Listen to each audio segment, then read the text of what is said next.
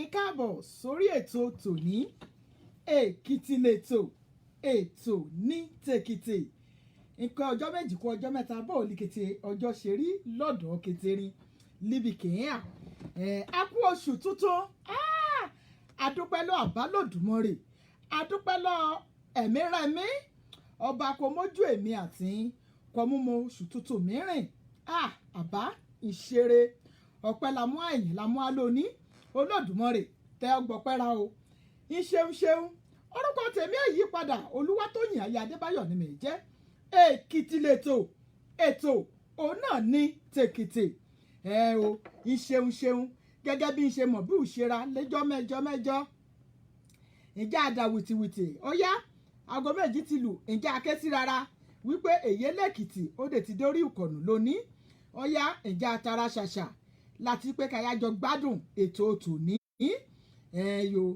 gẹ́gẹ́ bí n ṣe mọ̀ nǹkan mi bẹ̀rẹ̀ ètò ra òun náà ní àdúrà torí olórin ní àdúrà òun náà ní ọ̀pá kìrìsìtíẹ́nì láti bọ́ lọ́rin rìn á lọ́gbọ́n mìíràn lè yàn ọgbọ́n ọlọ́run á lu mìíràn káyọ̀ náà mọ̀ òun la ṣe mú Jésù Kristi ká mú ṣe alága àti baálé ọkàn ra ìṣeun ẹ káàbọ̀ sórí ètò òun lẹ́ẹ̀kan sí bóòlì kété ojú ọjọ́ ṣe rí lọ́dọ̀ kéterin ẹ má jẹ́ àgbàgbé ìjà láìkì tó ìjà ṣíà rẹ̀ ṣe ti rí tọ́pìkì ra tòní having common pulse with our spouses ká advantage kẹ̀ lébẹ̀ ká disadvantages kà yóò rí lébẹ̀ òun náà la yànnàná lónìí ìmọ̀ bínú sí mi lónìí ayé ọmọ pẹ́ tó bẹ́ẹ̀ jù bẹ́ẹ̀ lọ lórí ètò lónìí nítorí pé àbúrò orin àwérin all strong díẹ̀ lónìí ṣùgbọ́n bọ́ ọlọ́run bá ṣe fún wa ká ṣe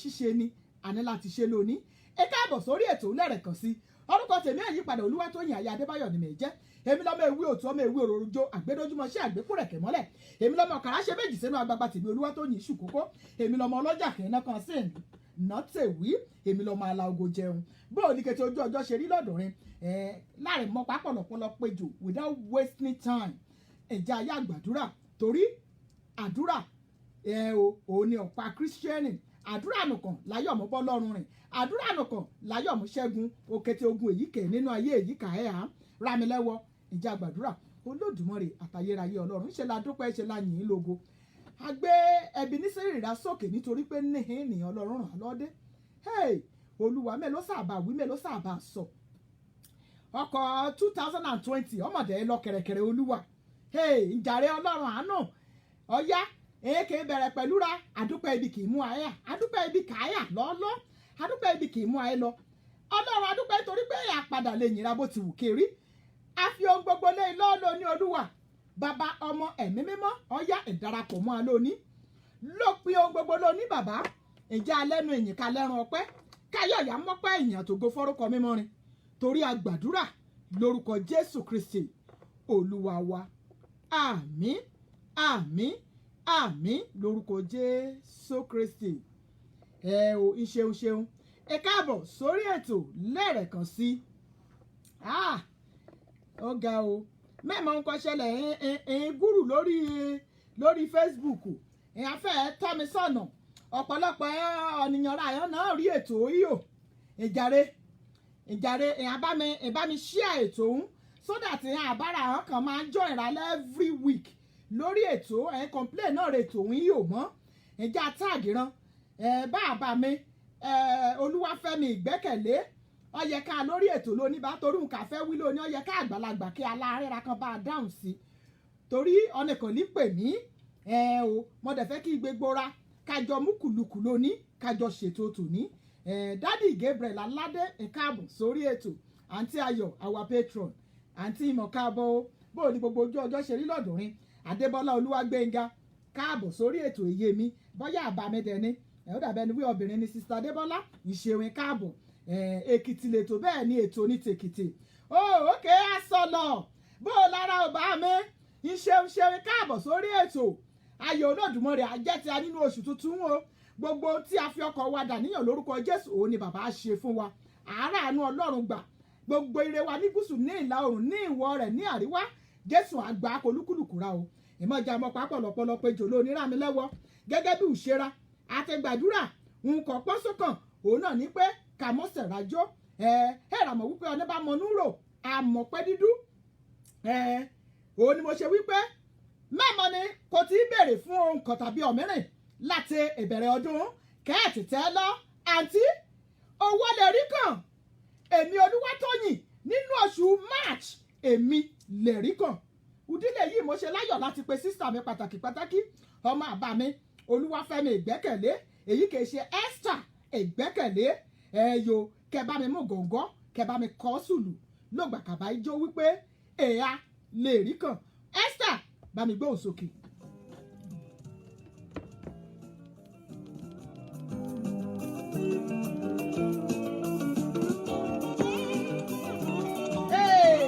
ọyá o ìjà múlù ìjà bẹ̀rẹ̀ sí ní ijó o ká dúpẹ́ lọ́wọ́ Olódùmarè. Ọlọ́run mi ó ṣe máa ń ṣe nìyẹn. ẹ tún ti ṣe yìí adúpẹ́. Adúpẹ́. Ọlọ́run mi ẹ ti máa ń ṣe nìyẹn. Ẹ tún ti ṣe yìí adúpẹ́. ẹ ti máa ṣe. Ìjọ rẹ̀ dàbọ̀dá àǹtí. ẹ tún ti ṣe yìí adúpẹ́. Ó ti máa ń ṣe nìyẹn. Ọlọ́run mi ẹ ti máa ń ṣe nìyẹn. Ẹ tún ti ṣe yìí adúpẹ́. Olódùmarè ọba àwọn ọmọ. Ìdíwọ̀ yẹ ọdún náà gbọ́gbọ́ra ti bí èké. Ẹ̀fọ́ ọ̀bọ̀nì káàbọ̀ lórí ètò. Bọ́lá ọmọ Bùnmi Wáṣíkù káàbọ̀ lórí ètò ìwé. Ọlọ́run mi ẹsẹ̀ máa ṣe ní ẹtún ti ṣe àdúpẹ́.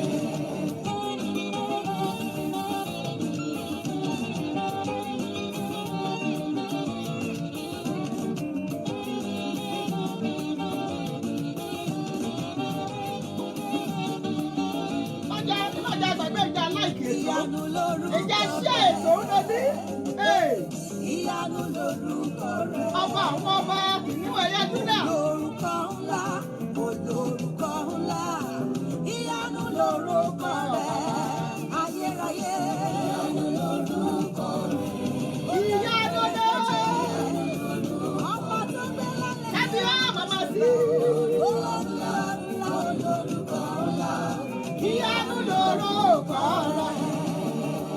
Ó ní ìyanu lorúkọ rẹ̀. Ó yẹ ẹjẹ́ gbẹdọ̀ ọba ìyanu alágbádá iná aláwọ̀ tẹ́lẹ̀ oòrùn. Yàgbọ́ yàgbọ́ ọkùnrin ogun ìyanu lórúkọ rẹ̀. Mo sì sọ pé ìyanu lórúkọ bàbá mi. Ìyanu lórúkọ rẹ̀. Olórí ayé. Ìyanu lórúkọ rẹ̀. Iṣẹ́ iṣẹ́ orin káàbọ̀ sórí ètò. Ìyanu lórúkọ rẹ̀. Ọlọ́run mi kí kò wọ́n bàbá mi kì máa ìgò bí. Ẹgbẹ́ bàbá àtẹ̀mí kì í gbowó kì í gbòbí. Ọlọ́run mi kì í kò Ọ̀pá wọ́n bàbá mi nìkan kì ló máa ń jẹ ìgò bàbá bí. mi. Ìyìn mà ló ń fẹ́ tó bá ti rí yìí inú rẹ̀ á dùn. Èso. Ìyìn mà ló ń fẹ́ tó bá ti rí yìí inú rẹ̀ á dùn. Èmi á fi fún un. Ọlọ́run mi kì í kò wọ́n bàbá mi kì máa ìgò bí. Ọlọ́run mi kì í kò wọ́n bàbá mi kì máa ìgò bí. Ìyìn mà ló ń fẹ́ tó bá ti rí yìí inú rẹ̀ á dùn. Ìyìn mà ló ń fẹ́ tó bá ti rí yìí inú rẹ̀ á dùn. Èmi á fi fún un. Ọlọ́run mi kì í gbowó bàbá mi ló máa ń gbòbí. Fọláṣadé wìdíwìdí. Ṣé orí mi bẹ́ẹ̀ ni? Mo ṣe Fọláṣadé wìdíwìdí ni olóra mi. Mo ti wí sí i. Wí Fọláṣadé wìdíwìdí. Ẹran páàrì nínú aṣọ. Ọ̀pọ̀ nínú aṣọ rẹ̀ yẹn ni yóò ní o. Bẹ́ẹ̀ ni o. Àtàntì bí. Kẹ́tẹ́ òwòdò lòdì. Àtọ̀dọ̀ yèyí ọba létí wá. Látorí títí dé sàlẹ̀. Yèyí ọba òfèkẹ́rẹ́. She's a provider. Yes. Fọláṣadé wìdíwìdí. Ìfọ̀jẹ̀pẹ̀rẹ̀tọ̀. Orí ti káńtà mi. Ó ṣeré Fọláṣadé wìdíwìdí àkàǹtì mi. Orí ìjọ méje kú. fáyẹrí bàbá, fáyẹrí ní sókè fáyẹrí, ó yá dìde nísàlẹ̀ ìwọ orí mi máa gòkè lọ kíákíá. Ìwọ orí mi ó yá gbọ́dọ̀ Olúwa o. Dìde máa gòkè lọ, ìṣàlà bá wáyé, orí máa lọ. Orí mi dìde níbi tó wà kó bẹ̀rẹ̀ sí ní jagun, máa gba ògo rẹ lọ. Orí mi ò ní sàlẹ̀, ìsàlẹ̀ ti sún ni mo fẹ́ máa. Ìsàlẹ̀ ti sún ni mo fẹ́ bá wọn lọ́lá jẹun. Mo fẹ́ jẹ́kọ̀ọ́ níbi ìkó ńlá.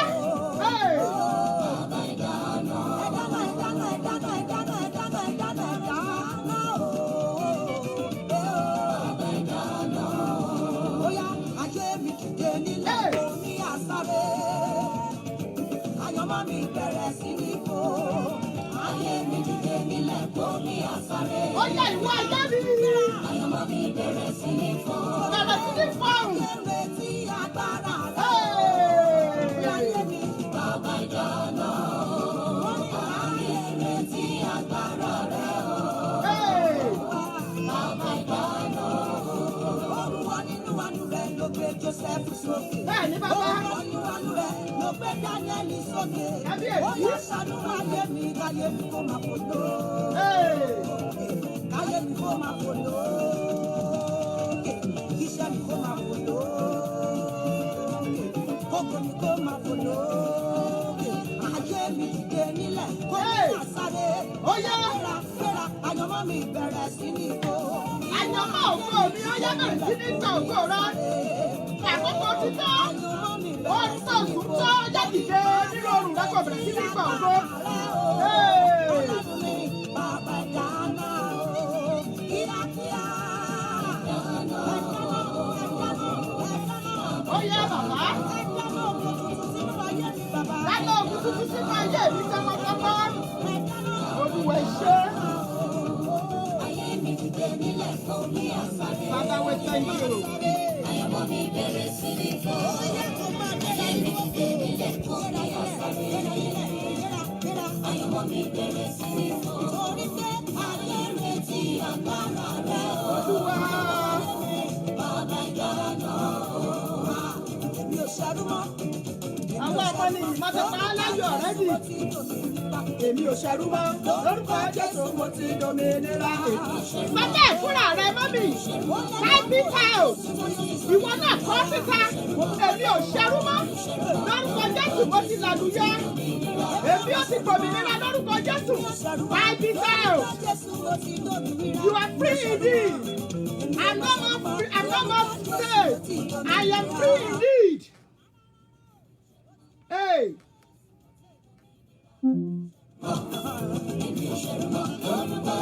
Mo ti gbòmìnira. Olúwa gbogbo fọlẹ̀ mi o. Olúwa gbogbo fọlẹ̀ mi o. Àwọn tí mo fọ̀rọ̀ lọ yẹ̀yẹ́ mi náà ṣe. Yẹ̀yẹ́ mi náà ṣe. Olúwa gbogbo fọlẹ̀ mi o. Olúwa gbogbo fọlẹ̀ mi o. Àwọn tí mo fọ̀rọ̀ lọ yẹ̀yẹ́ mi náà ṣe. Màmá ti rò mí pé mi ò lè dáhùn rere ṣe. Báráyé ṣe rí òun. Bàbá gbogbo fọlẹ̀ mi. Gbogbo àwọn tí mo fọ̀rọ̀ ayé mi rọ̀. Yẹ̀yẹ́ mi náà ṣe Olúwa. Bàbá gbogbo fọlẹ̀ mi o. Gbogbo fọlẹ̀ mi o. Àwọn tí mo fọ̀rọ̀ lọ yẹ̀yẹ́ mi náà ṣe. Torí pé mo la àgbáyé já. Lágbára Olúwa o. Sì mí bí ọba. Á tèmi bí ọba o.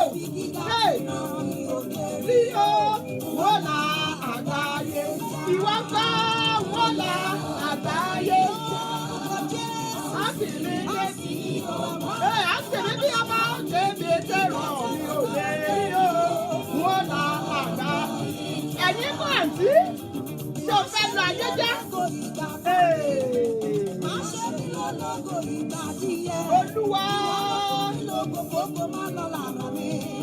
Máa ṣe mí lólógo ìgbà díẹ̀. Olúwa. Máa ṣe mí lólógo ìgbà díẹ̀. Dákun mo rí ẹ̀ ọyẹ́. Olówó tẹ́lẹ̀ kò dáná bá ẹ̀jẹ̀ mi. I'm saved. I'm out of slavery. I am free indeed. In the name of Jesus. Sábúrú kan fún wọn máa jẹ́ àtìtì mi bàbá. Ó ti lówó tẹ́lẹ̀ rí kò lówó mọ́ kó má àmì o Jésù o ṣeun o ṣeun thank you so much I do appreciate you.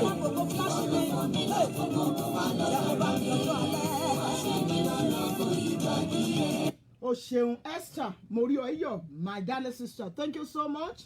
I do appreciate you. I love you with the love of God. Thank you for joining us tonight. Lọ́sàn-án, lálẹ́, nírọ̀lẹ́, wherever we may be. Ẹ káàbọ̀ sórí ètò ńlẹ́rẹ̀kọ̀ sí Olúwatóyìn Aya Adébáyọ̀ ni mi jẹ́. Ń ṣeun. Ìmọ̀jà àgbàgbé lórí ètò tòní Èkìtì lètò, ètò ní tèkìtì. Ìjà ṣíà ètò ń lóní, ìjà invite yan ọ̀rẹ́ ra yàn. Ìjà wísan pé èyí lẹ́kìtì ó ti dórí nǹkan ni ó. Ìjí kẹtẹ́ra ìjà ayá jòkó kágbù jòkóra. Kó olómi kẹ́ ń lọ sí inú kèrè kẹ́yà bomi. Kẹ́ gbómi sẹ́gbẹ́rẹ̀. Ọ̀nìkan bá dẹ̀ fẹ́ ti jẹun alẹ́. Ọ̀yá ìjà agbégígẹ̀ ká gbèsè gbéra ká bẹ̀rẹ̀ sí ní mójú kan ká mú àwọ èyí lẹ́kìtì ká mú ọ̀kan ká mú àjẹ èyí kàbá fẹ́ jẹ mo gbàdúrà pé lórúkọ Olódùmarè àánú Ọlọ́run àbọ̀ Ọlọ́run àkákò lórí olúkúlùkù ra gẹ́gẹ́ bí mo wí ìmọ̀já àgbàgbé gbogbo ra kàfẹ́ polo fún ìpolówó ọjà ra tòní ìjà kàn sí sísítà ra pàtàkì sísítà Fọláṣadé wìlíwìlí ẹ̀rà mọ̀ pé ọ̀pọ̀ ẹ̀mọ́ tó máa ń polówó ọjà rẹ̀ òun lè bá rán aṣọ ẹ̀dàdẹ̀dẹ̀ yìí kò mú kù ẹ̀kọ́ rán kù wá lóní ìbá mi dúpẹ́ lọ sista Fọláṣadé wìlíwìlí ó ṣeré nítorí pé èèyàn lè gbé alárugẹ èèyàn lè jìká kẹ́ẹ̀jẹ́ aṣọ yẹ̀ lọ́rùn olúkúlùkù kẹ́ẹ̀jẹ́ aṣọ yẹ̀ lọ́rùn èmi Olúwatóyìn ń ṣeun bákan náà ni mo tó dúpẹ́ lọ yèyé ọba ọ̀fàrẹ́ kingdom àǹtí mi Abọ́sẹ̀dé àti tẹ́bí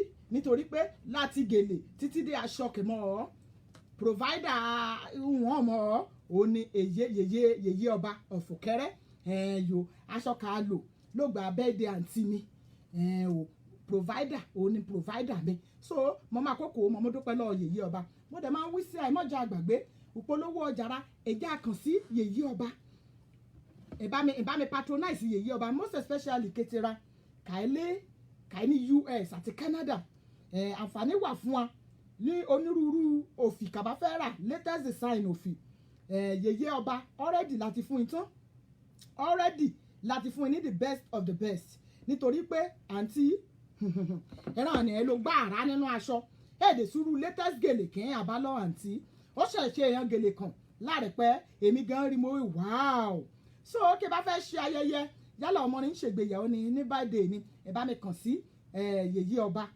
Bọ́sẹ̀dé àti tẹ́bí lórí ẹ̀rọ ìbánisọ̀rọ̀ rẹ̀ 716-600-9290 ẹ̀rọ ìbánisọ̀rọ̀ kẹ́ntì yọ̀bá àǹtí Bọ́sẹ̀ sọ̀rọ̀ òun náà ní 718-600-9290 ìṣeun bákan náà ni mo tó máa kókò mo mú polo Fọláṣadé wìlíwìlí gẹ́gẹ́ bí mo ṣe máa wí sí ẹlẹ́jọ́ mẹ́jọ bá mi patronize Fọláṣadé William Atlanta Georgia ní Fọláṣadé William my designer she's my designer a lot of time ọkọ òdédé send mo bá rú nǹkan rẹ̀ mi máa kàn send rẹ̀ sí wìlíwìlí o ọ̀yá èyẹ wìlí bá mi wá nice style kọ́ bá dẹ̀ ṣe gbé kò mí ìyẹn rò pé bóyá ń dá mọ́ mi lára ni ìdílé yìí mo ṣe fẹ́ kí bá mi patronize èyẹ Fọláṣadé wìlíwìlí lórí ẹ̀rọ ìbánisọ̀rọ̀ kí á ti bá èyẹ Fọláṣadé sọ̀rọ̀ òun náà ní 229-462-5894 229-462-5894 Kétera kàí Atlanta Georgia àtàgbègbè rẹ̀ ìmọ̀jà àgbàgbé ìjà patronize èyí Fọláṣadé ìṣeun mo rí yín yọ̀ bákan náà ni mo tún mú àkókò mo mú dúpẹ́ lọ ẹ̀gbọ́n wa àǹtí Ayọ̀ kọjá wípé gbogbo ìgbà náà máa ń fún alẹ́ káàdì lórí ètò èèyàn ni matron ra lórí ètò èèyàn náà ta káàdì Kétera kàbá lọ sí Nàìjà kà ní ìlò káàdì lulẹ̀ ọ̀pọ̀lọpọ̀ ọgbà lè jẹ́ pé màá líbe mọ́ lọ sí Nàìjà kí mi sì délé káàdì mi àti délé ṣáájú mi nítorí àǹtí àti bá mi sẹ́ǹdì rẹ̀ sórí káàdì mi sórí fóònù mi màá kàn délé màá lò màá yan màá ṣe ní tèmi ní bọ́ ọba ọ̀rọ̀ ìbánisọ̀rọ̀ kì í ti yọ agẹ́ẹ̀tì àǹtí òun náà ní 651-210-0712 bẹ́ẹ̀ bákan náà kí bá fẹ́ rán aṣọ òru àti bùbá àǹtí mi specialize in ìró and bùbá very good tailor ní àǹtí mi kọ́ bá fẹ́ rọ̀rùn àti àǹtí mi kìrìsìtẹ́nì ni ẹ mọ̀mọ́ ṣe tán ní jẹ ìró àti bùbá ní specialize lé lórí Kétéraka ilé Minnesota ìjàre ìbámi patronize àǹtí 651-210-0712 bákan náà Kétéraka ilé Nàìjà ìmọ̀jà àgbàgbé ìbámi patronize Mick Mouth yo àbúrò ra pàtàkì Kúnlé Mick Mouth kí bá ní birthday kì í nídìí MC lójú agbórin àbí ìfẹ́ yí èèyàn àbárin padà àbí bóyá àbá lọ síbi kàgbà àbí mọ̀mọ́ lọ síbi kàgbà rẹ̀ tàbí ọmọrin yẹn hàn nídìí MC most especially yàkà ní Nàìjà ìbámi kàn sí Mick Mouth Kúnlé lórí ẹ̀rọ ìbánisọ̀rọ̀ rẹ̀ ìyàkà ní Nàìjà ni o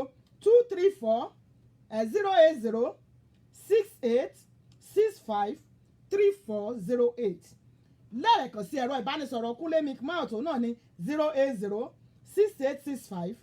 080-68-65-3408 ìjàre ìbá patronize Kúnlé Mick Mouth bákan náà ìmọ̀jà àgbàgbé Kétéraka kà nílò pẹ́ńtà ráàkè Kúnlé ayayayayaya oríṣiríṣi ráàkè Kúnlé ráàkè ṣe design new asbestos kan ṣe iṣẹ́ ní mẹ́mọ̀ orúkọ kẹ́yìn pé ìmọ̀ òbínú ìjàre ìbá mi kàn sí super painting yo kí bá fẹ́ ṣe wall painting rin tẹ́ bá nídìí wall painting installation wall screening and lot more tẹ́ bá nídìí 3D stucco application ẹ̀sùn kan mọ̀ọ́dà iṣẹ́ ké àbúrò rà ké èyòmú ṣe ìjàre Kétéraka l'Amẹ́ríkà ìjà pé àbúrò rà ìjà pé ọmọ rà nítorí ọ̀pọ̀lọpọ̀ nínú ra la yóò bí ọ̀pọ̀lọpọ̀ lè jí àbúrò fún ìjà pé kàmúṣẹ́kù ọmọkọlọ́ títọ́ ni ẹ̀rà mọ̀ wípé kéèyé lèkìtì kẹsẹ̀ ṣùgbọ́n kò ní ọ̀nìyàn láti jọ́ ni kò lé ọ̀títọ́ so mo lè vouch fún ọmọ ọmọ nìyí ìjàre ìbámigbóṣẹ́kù yo ẹ̀rà mọ̀ pé kóòtù wẹ̀ òsì kò sí wẹ̀ ọ̀tún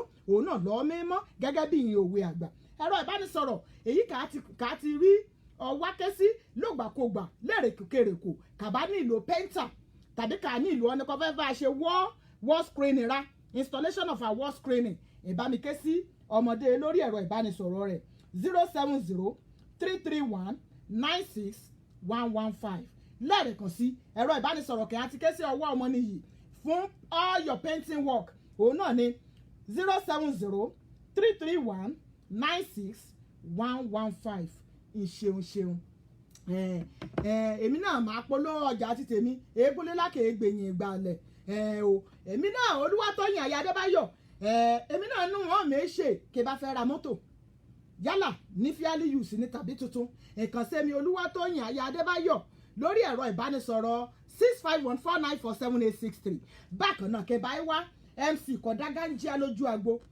MC kà á dójú agbo kì í mọ̀ wípé lóòótọ́ ẹ̀mí mímọ́ sọ̀kalẹ̀ ẹ̀mí Ọlọ́run kà á ṣe bàgẹ̀ síbi ayọ̀rin kẹbà ní ìlò urú ọ̀nìyàn bẹ́ẹ̀ gẹ́gẹ́ bí MC ìkẹsẹ̀ ni èyí lẹ́kìtì nítorí pé ọmọ lójú Ọlọ́run ni mèé ṣe yálà ọmọrin yẹn ṣe engagement ni tàbí ìní ìlò ìfẹ́ ṣe ijó òbí most especially yàkà l'Amẹ́ríkà àti Canada ìkẹsẹ̀ yẹn lẹ́kìtì èké ní Nàìjà náà ké bá wé ló fẹ́ mi ọ̀nì tá ò fẹ́ lu lérè ẹ̀ jẹ̀nà o iyọ̀ ké sí mi anywhere kì bá fẹ́ ké sí mi I'm ready to follow you there I'm at your service any point in time o ẹ̀rọ ìbánisọ̀rọ̀ kì á pè ní sí òun náà ní 651-494-7863 ìṣeun Kétérì ni mo rí kì í ṣe ọlé ìṣèwìn káàbọ̀ sórí ètò ń lẹ́ẹ̀kan sí àmọ́ pápọ̀lọpọ̀lọ péjọ ẹjẹ́ àbẹ̀rẹ̀ ètò tòní ní wàrà ṣẹṣà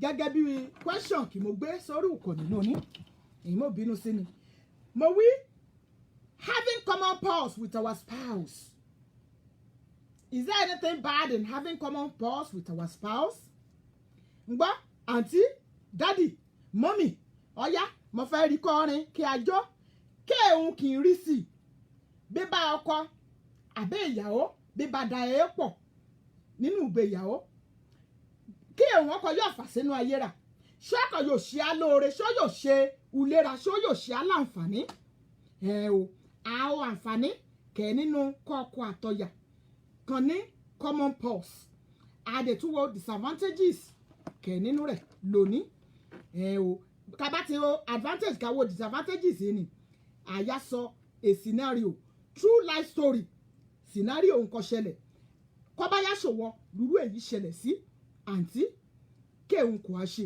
bọ̀dá kọ́bá ṣòwò lúrú èyí ṣẹlẹ̀ sí kéhùn kò á ṣe àyà lọ sí abala kí ni nǹkan tó ṣe tó bá ṣèwọ ló ṣẹlẹ̀ sí gẹ́gẹ́ bí mo ti wí bíbá ọkọ dayé pọ̀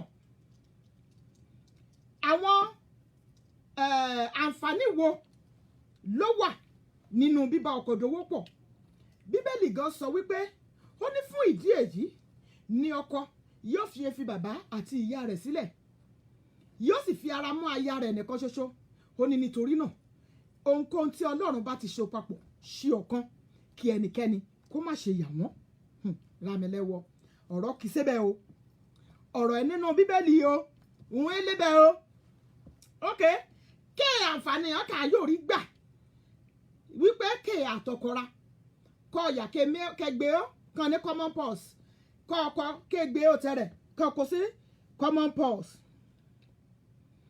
ok brother mi ọwá ó ní it is very good if there is true love between each other I do it and I never regret in doing it okay that's very good ìjàre mo bínú ṣé mọ̀ wípé oríṣiríṣi lọ ra kan Ọlọ́run dá sílé ayé oríṣiríṣi ọ̀nìyàn bá ṣe oríṣiríṣi ọkùnrin bẹ́ẹ̀ lẹ́ obìnrin náà lọ́lọ́run mú adá oríṣiríṣi lọ́nà kínní gẹ́gẹ́ bí tèmi ẹ má jẹ́ àgbàgbé o torí àpè ọlé lóní nọ́mbà kà á pè sí lóní ọwá wọ́yọ̀ bá mi táìpù rẹ̀ ń jàre ọwá you are my admin help me to type my number 651-494-7863 help me to tag it help me to put it on the platform and tag it because mo máa fẹ́ káwọn èèyàn pè wọlé lónìí torí àǹtí tó pè ó ní ìlò ìmọ̀ràn tó bá jẹ́ ìwọlé lè ṣẹlẹ̀ sí kí ni nǹkan tí wàá ṣe ok ọ̀kíní ké dídá ẹ ó pọ̀ àǹfààní kíní kẹ̀ nínú rẹ̀ gẹ́gẹ́ bí brother mi ṣe sọ kí ìfẹ́ ọ̀dà kí ìfẹ́ bá ẹ láàárín ọkọ àtọ̀yà kí òun kà í pẹ̀lú òfẹ́ òfẹ́ nìgan ni mo fẹ́ ká sọ òtúmọ̀ what is love nítorí pé ọ̀pọ̀lọpọ̀ nínú ra we are just akẹ́jàbla talk when it comes to love we are just saying love I love you ọ̀pọ̀lọpọ̀ nínú ra láì sọ wípé I love you kọjá wípé òkè ẹ̀rọ la tẹ́ sọ kéèdè nínú ra ẹ̀rọ àkàyò wí nkẹ́ ń pèlè ìfẹ́ òun ni ìfẹ́ nínú Jésù Kristi Bíbélì sọ wípé fẹ́ràn ọmọnìkejì rẹ gẹ́gẹ́ bí ara rẹ àwa tá a bá ní ìfẹ́ ọmọnìkejì wa most especially ọkọra kọ́ ọkọ bá ti gbà wípé nínú egungun òun àti nínú ìhà òun náà ti yọ ọyà kó Olódùmarè mú kò ń kọ́dà ẹ̀ṣọ́ títọ́ pẹ̀lú ọyà ni kéèsì gbísígbọ́n mi tí omi ò tó kì í kété kọyẹ́ pé ibì kan bá ti mú dé sí ebẹ̀ náà lè dé sí kéèsì wípé àmúdé síbì kan bọ́yá ọyà lágbèyìn lọ kàyà sí kéèsì pé ọdẹ síbì kan kọ̀ọ̀kọ́ gbèyìn lọ kọ̀yà sí níbì kan mú dé sí kò sí nǹkan tó ṣe tó ẹ̀sùn kọ bad ní pé kọ̀ọ̀kọ́ àtọ̀yà kan da èó papọ̀ kan jọ ní one common pulse. Kíní gẹ́gẹ́ bí ọgbọ́n ọmọ kékeré ti tèmi kì mọ́ kọ́kọ́ kọ síta òun ni wípé bíbá ọkọ dídá owó pọ̀ láàrin ọkọ àti aya having a common pulse ó máa ń jẹ́ kí ìdàgbàsókè láàrin lọ́kọ-láya ó máa ń jẹ́ tètè jáfáfá ó máa ń jẹ́ tètè tẹ̀síwájú. Yeah, it speed the progress between men and women. Nítorí pé ọwọ́ àjèjì ọwọ́ kan òwe Yorùbá kan ní wíbẹ̀ ẹ̀ àjèjì ọwọ́ kan kò gbẹ́rù dórí kí ọ̀tún wẹ òsì kó òsì wẹ ọ̀tún gẹ́gẹ́ bó ṣe bí òwe yẹn àgbà òwe òun náà lọ́ọ́ mímọ́ kọ́ ọkọ àtọ̀yà kan bá ti gbọ́ra ran yé kè fi Ọlọ́run kẹ̀ nínú ayé ran kàn lè bẹ̀rù Olódùmarè kíyàn méjèèjì kan bá ti jọ mú ọkàn ṣọ̀kan kan lè dúró lórí ọ̀kàn kan mú ṣọ̀kan ni kẹ́ ẹ ṣe wí ọ̀nìkan yàsọ̀ tún kọ̀ọ̀kan yàsọ̀ sí ẹ̀yà rí urú ìdílé bẹ́ẹ̀ fa ni progress náà máa ń lọ bẹ́ẹ̀ ni compare to àwọn tó jẹ́ wípé ilé kọjá wípé ṣe lọ́kọ ṣe tẹ̀rẹ̀ lọ́tọ̀ ṣe lọ́ọ̀yà ṣe tẹ̀rẹ̀ lọ́tọ̀ bẹ́ẹ̀ ni èyí ni bẹ́ẹ̀ ni wọ́n káàbọ̀ sórí ètò Júbà Yétúndé then mo tún rí wípé kí ọkọ àtọyà kan bá ní common purse a máa bring good communication and wonderful relationship ṣé mọ̀ èèyàn méjèèjì ayọ̀ múkùlùkù ayọ̀ àjọ ké sí Playing rárá from Olu's iPad. bọ̀dá ọkọ mi mo fẹ́ afẹ́ ṣeun bẹ́ẹ̀ yìí ìyàwó ayọ̀ pé ọkọ ayọ̀ pé ìyàwó ẹ̀sùn kan ayọ̀ ṣe lè yìn ọ́ rárá because they have common purse they will be able ayọ̀ ké sí rárá kànjọ mú ukùlùkù lérúnkún kan bá fẹ́ ṣe o mo ṣe wípé ọmọ amú ìrẹ́pọ̀ wá láàrin lọ́kọláya ọmọ yan yóò mú kùlùkù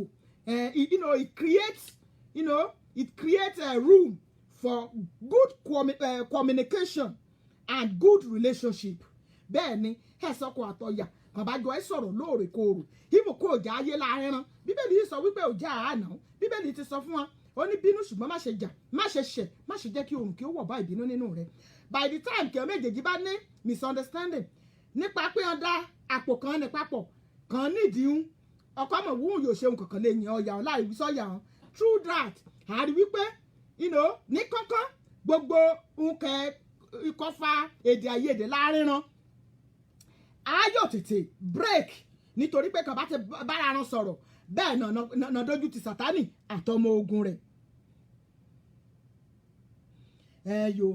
ìṣeun èyí ni bẹ́ẹ̀ ni then ọ̀nà mìíràn ni wípé it will bring cordiality ó máa mú kí ìrẹ́pọ̀ kó wà láàrin àwọn méjèèjì àti wípé ọkọ mi ké sí mi ọyà mi ké sí mi is going to bridge that gap nítorí pé àwọn ibi kọ̀ọ̀kan ní bá ti yà ebè lè ṣúra ọ̀nà yà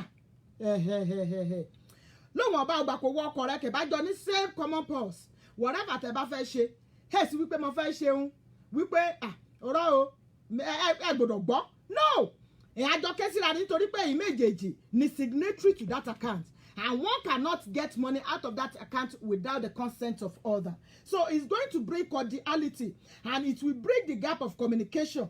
Wọ́n lè jọ máa sọ̀rọ̀ lóòrèkóòrè eléyìí á mú ìrẹ́pọ̀ tó péye láàrin lọ́kọláya àmúwà nínú ìdílé wọn. Then it will bring mutual understanding between the couples. Bẹ́ẹ̀ ni point ọmọ nínú ni kabarọ́ nìkan tún ní mìíràn ọ̀yá ọ̀nìkan bá dẹ̀ lé mìíràn ẹ̀já amókun yeah those are the points that I have today so kẹ́ẹ̀yà ọ̀pọ̀lọpọ̀ nítorí pé gẹ́gẹ́ bí mo wí sí mi obìnrin kan pè mí nínú ọ̀sẹ̀ kọkọjá ó sì bá mi sọ̀rọ̀ lépa níní àpò kan ni pẹ̀lú wọn kọ bá mi sọ ọmọ yàrá wípé ọ̀pọ̀lọpọ̀ nínú ra náà láì nínú irú ewu bẹ́ẹ̀ yìí kéèhùn káyà ká ṣe lọ́gbà kò ọ̀rọ̀ bá rí bẹ́ẹ̀ yìí. Kí ni disadvantages màá kọ́kọ́ sọ disadvantages màá wá sọ true life story reason tí mo fi kọ àwọn disadvantages yìí tí mo fi kọ síta. ọ̀kan nínú ìdí kì mẹ́fì gbà kọ́ ọkọ àti ọ̀yà kan dé ó papọ̀ òun ni wípé ọ̀pọ̀lọpọ̀ ìgbà ló jẹ́ wípé dídá owó pọ̀ láàrin lọ́kọláya ó máa ń fa èdè àìyedè nígbà tí ìyàwó tàbí ọkọ tó bá ní bùkátà ju ìkan lọ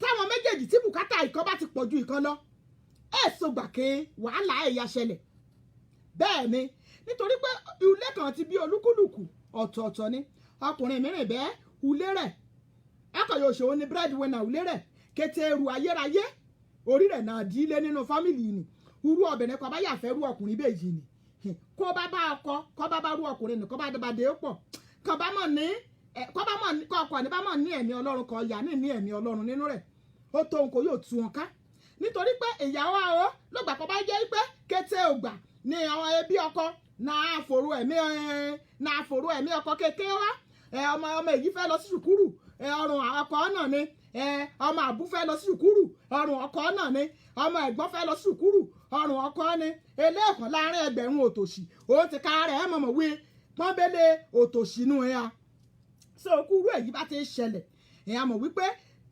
àfàìmọ̀ kí wàhálà kẹ máa ṣẹlẹ̀ nínú ẹbí bẹ́ẹ̀ ni ok for example irú ẹbí kọjá wípé kẹtẹ family ẹbí ọyà ni ọfẹ kí kẹtẹ ẹbí rẹ kàn á bóyá ọfẹ kan travel ọkọ dẹ̀ ní ọkọ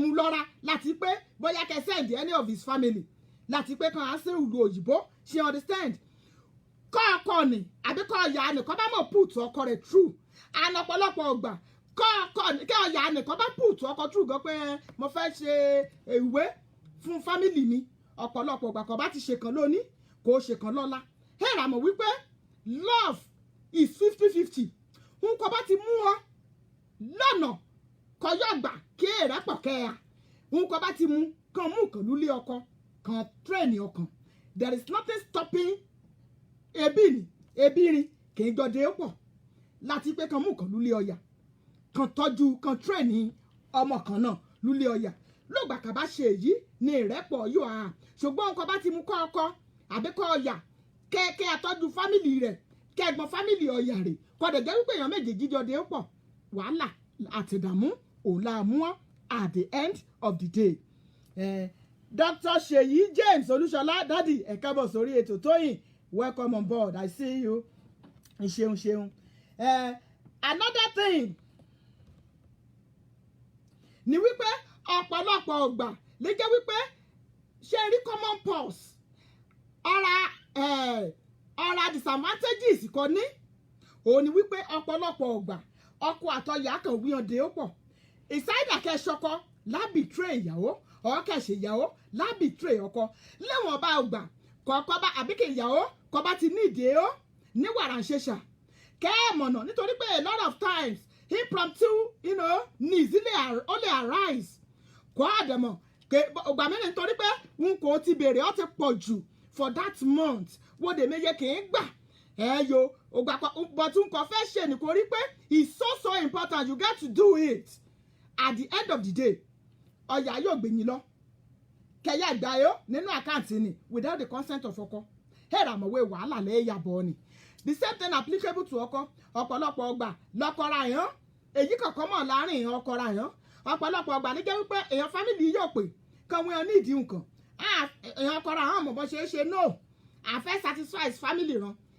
by satisfying your family you are jeopardizing the interest of your wife nítorí pé if you don't carry your wife along when whatever you want to do nípa àkáǹtì kì í jọ open ni ẹ̀ sọgbà kí wàhálà ẹ̀yà ṣẹlẹ̀ lórí rẹ̀ ọ̀pọ̀lọpọ̀ orílẹ̀-èdè ti dàrú lórí wípé àjọ ní the same common purse o nítorí pé one ẹran ara nàmúṣe kò sí ìfẹ́ Ọlọ́run nínú ayé àtọkọ àtìyàwó they are not in Christ and the spirit of the Lord is not dwelling in them ẹ̀sùn kàbá mú ẹran ara ṣe kó lè yọrí sí rere and that is the reason why we need to láti fẹ́ ọkọ kọjá onígbàgbọ́ tó dẹ̀ mọ ẹni tó ń gbàgbọ́ kò ń ṣe àfẹnujẹ́ ìgbàgbọ́ a ní láti fẹ́ ẹni tó máa wà rooted in the love of Christ because lóde òní a lot of our men today a lot of our women today àfẹnujẹ́ ìgbàgbọ́ ni ọ̀pọ̀lọpọ̀ nínú wa máa ń ṣe we don't the love is not well rooted in us I love you kéèdè náà ẹ̀sùn kọ́ yẹ kọ́ ọkọ kéṣe kẹ́mọ̀ kárí ọ̀yà rẹ̀ along ẹ̀ẹ́dẹ̀sùn kọ́ yẹ kọ́ ọ̀yà ṣe most especially when you have the same pulse there is nothing tó yẹ kẹ́ ẹ ṣe lẹ́yìn ara yín without letting each other know ọ̀pọ̀lọpọ̀ ọgbà ló jẹ́ wípé ọ̀yà àti àgbẹ̀ nínú àkáǹtì ògbà kan ọ̀gá báyìí lọ sí ọ̀dọ̀ ìṣe báǹkì kọ́yà bèrè statement a rí wípé ó ti gbé lọ nínú àkáǹtì ránran the same thing applicable to ọkùnrin ọ̀pọ̀lọpọ̀ ìgbà ló jẹ́ wípé àwọn ọkọ wa wọ́n ti gbowó lọ nínú account these are the account that both of us is joint account that both of us supposed to manage but just because of our unfaithfulness we were unable to be faithful to our husband we were unable to be faithful to our wife tí ó yẹ kó rí bẹ́ẹ̀ ewu ni ó jẹ́ oko léwu nígbà tí ọkọ àtìyàwó tán bá ti lè finú tánra wọn tán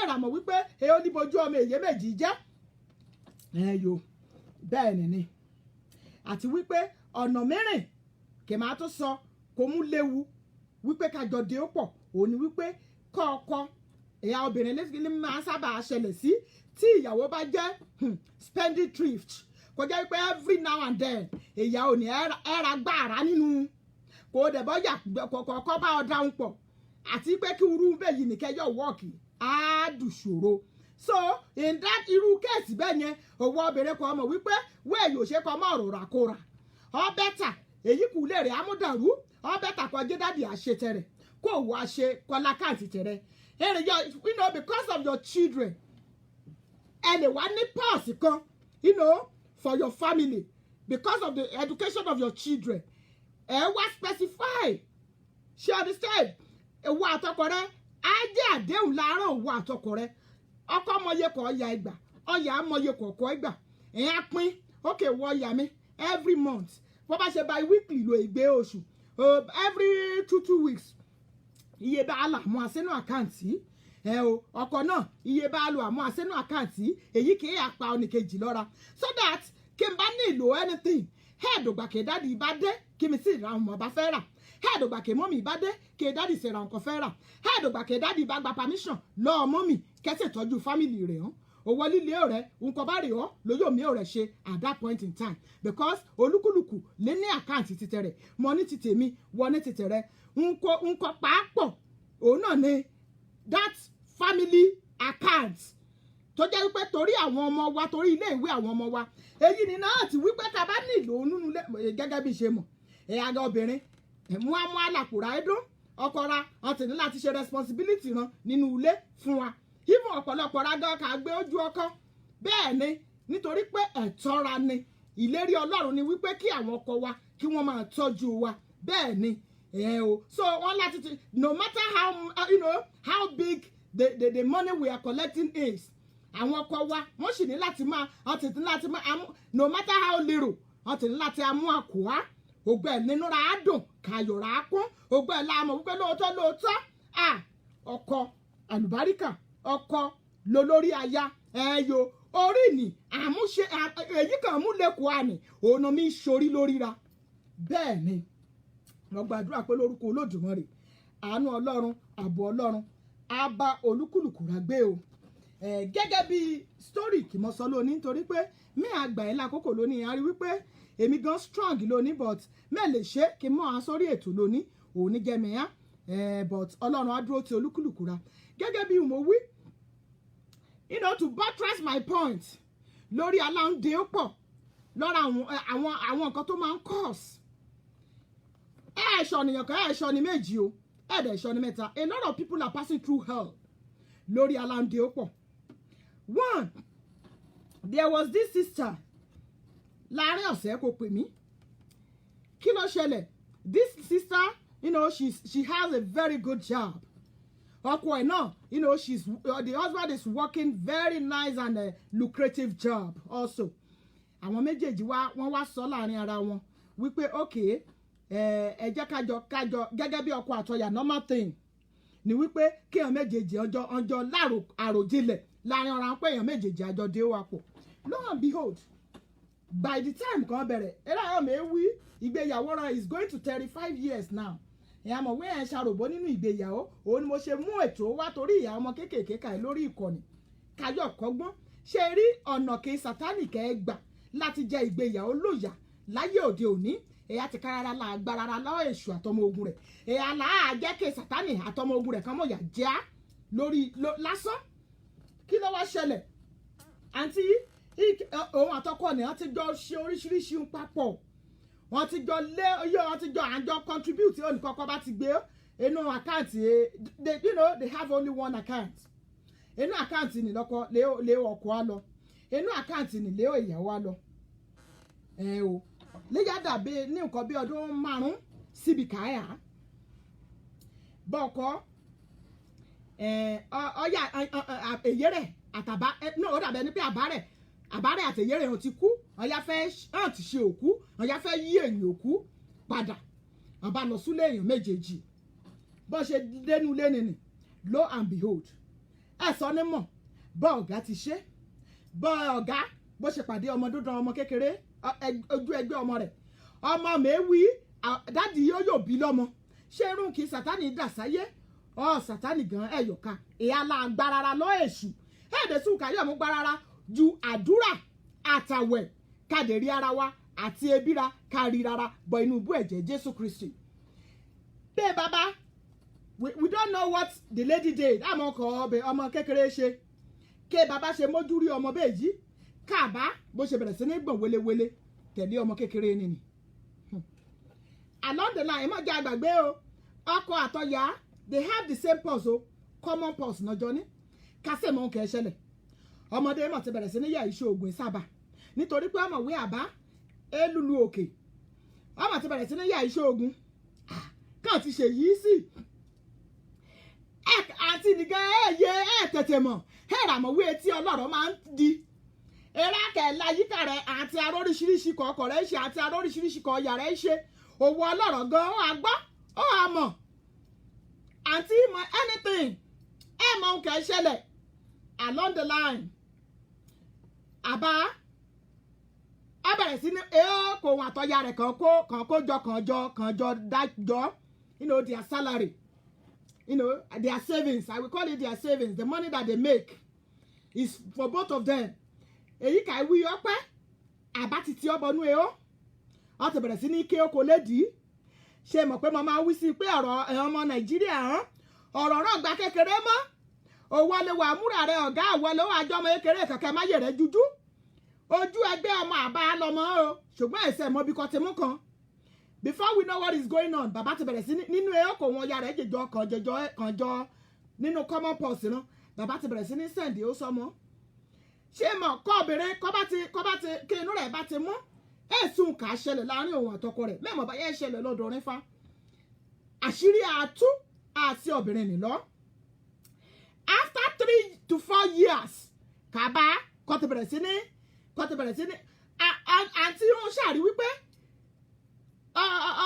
ọkọ rẹ̀ lemọ́ àwọn lọ sí Nàìjà lemọ́ ọ̀fẹ́ dé Nàìjà obìnrin wí kẹ́ ò ṣẹ̀rẹ̀ kò dí sí Nàìjà ọmọ rẹ̀ líbe ọyà rẹ̀ líbe kí ni òun fẹ́ yà ṣe pírójẹ́ẹ̀tì òun fẹ́ lọ parí àwọn pírójẹ́ẹ̀tì kàbá ṣàmẹ́kẹ́ ọ nínú ká mọ̀ fàrọ̀gùn àṣẹ ìdán ti lọ lórí ta by the time mo rò pé bóyá àǹtí nìkan rè ọkọ̀dé ọ̀tàgìrì lè ṣàkíyèsí pé jẹ́ oyè àgbà statement of account fún oye kan nínú àkáǹtì ọgbà àkáǹtì débẹ̀ náyárí oríṣiríṣi àwọn fictitious things kẹ bàbá kò tí mi ó ṣe lórí orúkọ this just this one person lẹ àǹtí ìyá sọ pé who is this person ta ni ẹni yìí làǹtí ìyá mọ́gbọ́n ní bèrè lọ́wọ́ ọkọ rẹ̀ pé ọ̀gá dádì ta lẹni tẹ́ ń send owó fún àbátẹ every month làbá máa ń send ó sọmọ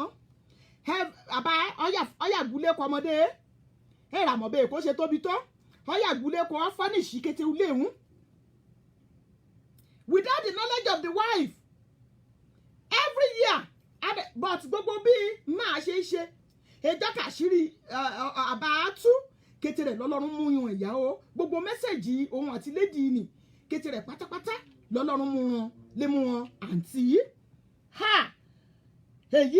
èyí àdùn mìíràn kúlẹ̀mí báwùtù wọ káàbọ̀ sórí ètò àti polówó ọjà rẹ o wọ káàbọ̀ so kí n má ṣe àfarọ̀gùn at the end of the day àǹtí mọ̀mọ́ o káàntì ṣe do àǹtí pé kété family nítorí pé lé family ni ọ̀rúurú rẹ̀ rí ṣe polygamist family kọjá wípé orí ọ̀fẹ́ ọlọ́run bọ́ gbé kété rán lé family ran ẹnu they are one ṣe aláyànlè rí lọ anybody rí àǹtí ṣàpé èèyàn ẹ̀gbọ́n àbúrò rẹ̀ yàn pé bẹ́ẹ̀ ni mo mọ̀ rí o ṣàpé torí èèyàn náà ó ṣìyàn ní kàyéfì ṣé mọ̀ ọ̀pọ̀lọpọ̀ family ọkọ mẹ́rin à support ọmọràn but ti family yìí rí bẹ́ẹ̀ o à support ọmọràn o nítorí pé ọ̀rúurú bèjì nìrí nínú family ràn ṣùgbọ́n báǹtì ní ṣe wí sí mi bẹ́ẹ̀ yìí immediately mo wí sí pé ọ̀rọ̀ ọkọrin mà ṣojú lásán ejò ti lọ nínú ẹ̀ra ulé ó ti dóko ọmọ kékeré kì í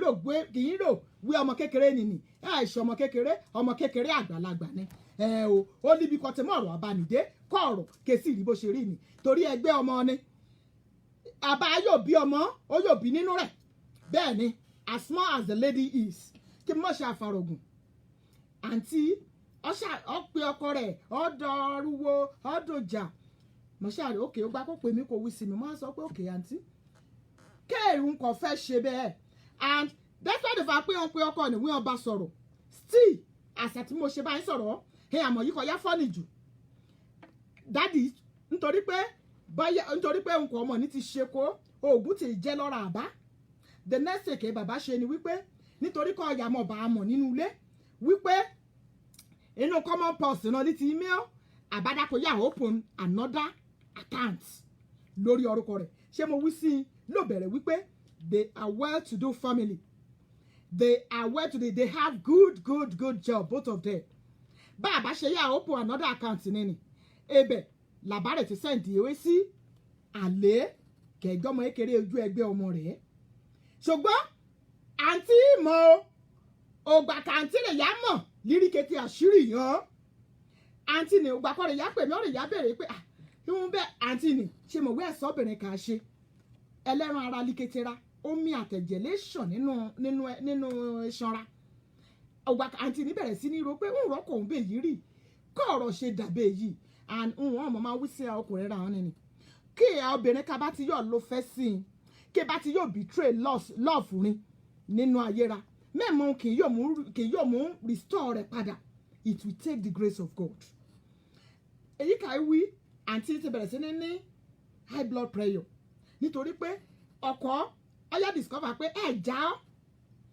ti já ọ despite the fact pé gbogbo ẹbí wọn ké sí ọba sọ̀rọ̀ lórí ọ̀rọ̀ ọmọ kékeré still ẹ àmọ̀ pé ẹ já ọ àbá àti pàpàtẹ ìfẹ́ ọmọ kékeré kẹrùn kí mo fẹ́ fàyọ ní wípé títí tí mo ṣe bá sọ̀rọ̀ àti separate account ni o àti gbọ́ ní dáṣemọ́ ṣe àbá náà mọ̀ bẹ́ẹ̀ wí ọ̀yà ń ti mọ̀ pé wọ́n ti ní different accounts nínú kò ké ó sí kò ti máa ń send sí lédi ni àǹtí dádì ibi kan yá gbà kàn ní kọ́ bá ṣe lílí position tí ìjàre ìbámigbà lòmọ̀ràn kéèhùn kì á ṣe sa àǹtí kọ́ bá ṣòwò lílí position àǹtí kéèhùn kì á ṣe ẹ̀rọ ìbánisọ̀rọ̀ kà á pè sí lónìí òun náà ní 651-494-7863 ìjàre mọ́mọ́ lọ́rùn bẹ́ẹ̀ ẹ mọ́ dáadáa ìmìnà kò lónìí ẹ̀jẹ̀ aṣọ má ìdíra torí kọ́ ni bá jẹ́ ọmọ èyíra náà ni ọmọ èyíra ni ìjà kékeré ó ní kí ìfẹ́ kí ó wà láì ṣẹ̀tàn ẹ jẹ́ kí gbogbo wa kárí wípé òkè kọ́ bá ṣèmi lè yí ṣẹlẹ̀ sí how am I going to handle it èyí ni mo ní ìlò ìmọ̀ràn rin lónìí ìjàre ẹ bá pè ọ́ lé 651-494-7863 ìṣeun ọ̀yá o ìbá mi pè ọ́ lé o ẹ̀rọ ìbánisọ̀rọ̀ kà mú bára sọ̀rọ̀ lónìí nìní 651-494-7863 ọ̀yá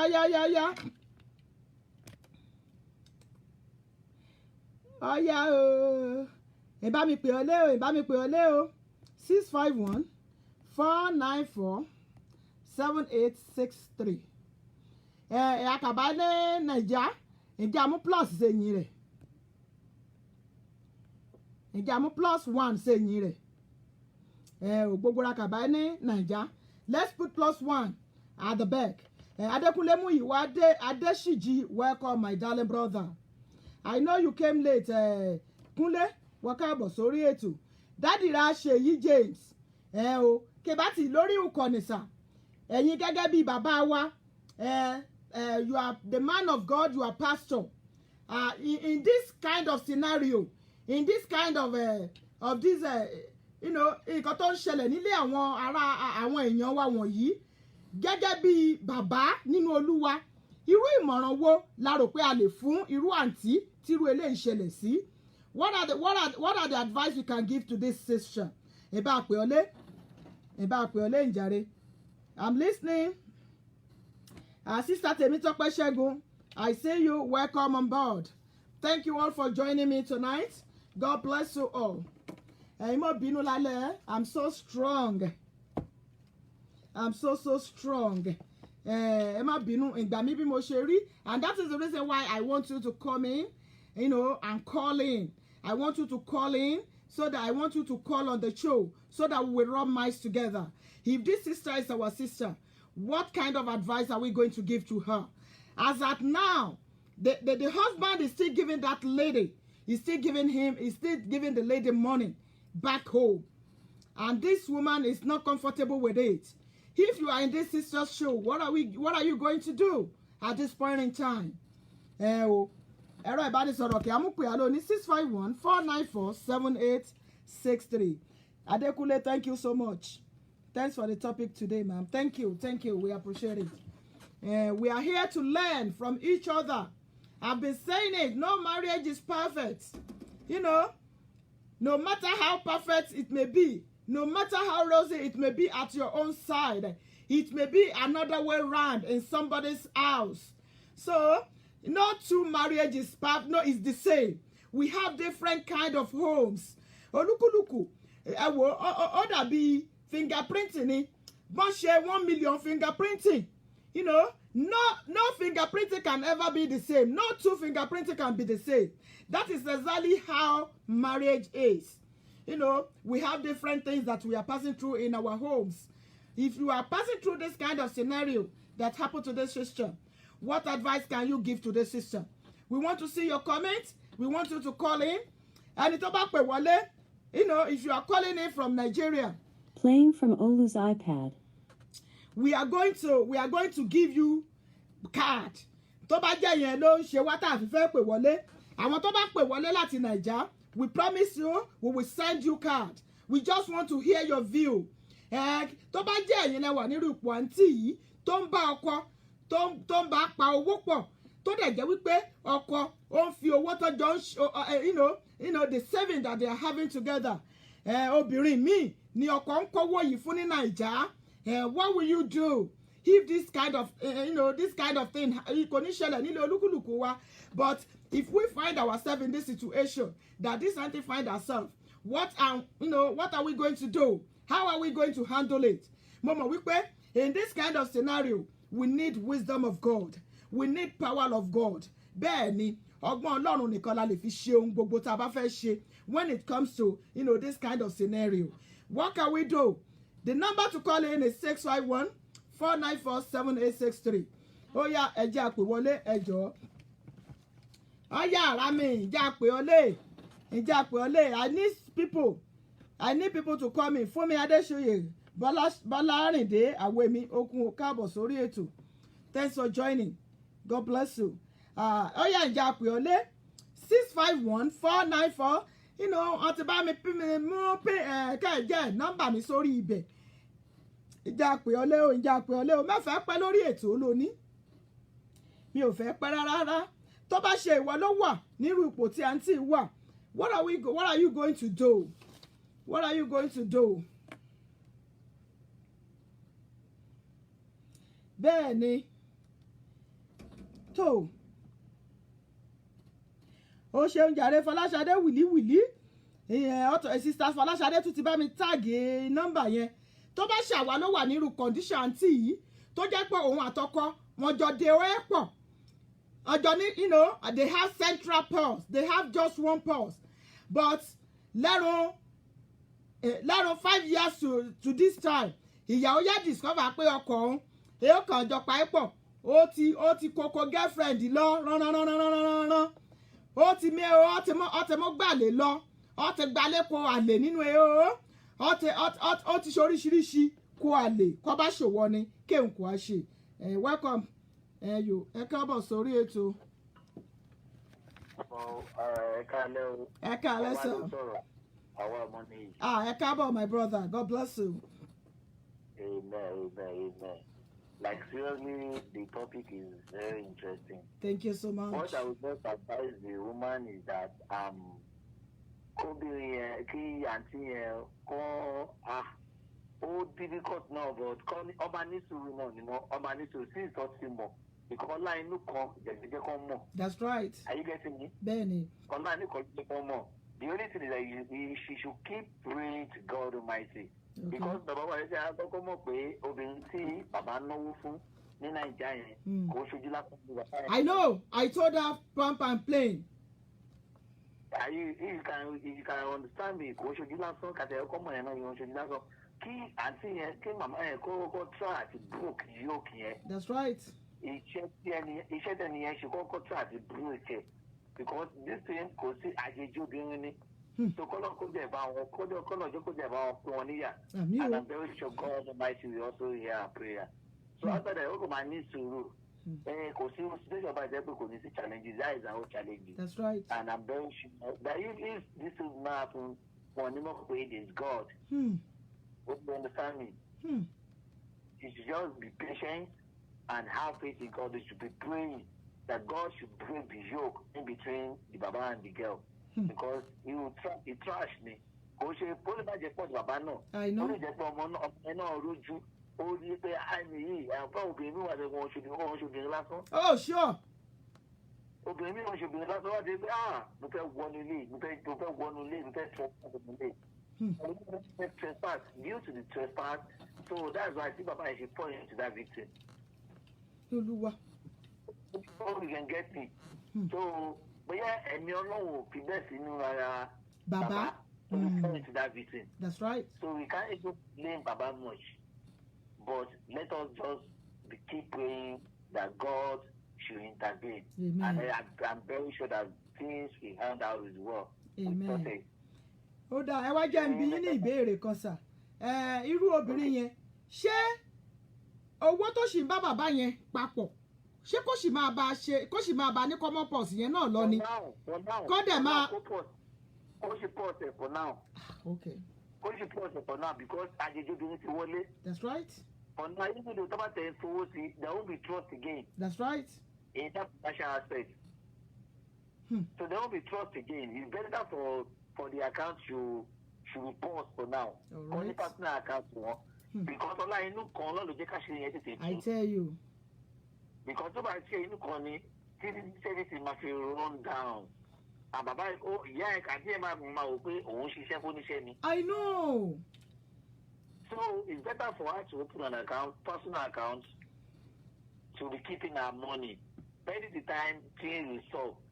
And moreover, so the matter to continue the account. Some much account will come actually for the children purpose, as you said earlier on. Yeah. And moreover, let me let you to know that. Let me let you to know that besides these joint accounts, irú nǹkan bẹ́ẹ̀ náà sì máa padà ṣẹlẹ̀ tó bá jẹ́ bí ìpọ̀ ọkọ̀ náà ní personal accounts ó sì máa padà ṣẹlẹ̀ jẹ́ pé ìyàwó gan lè bá tètè mọ̀.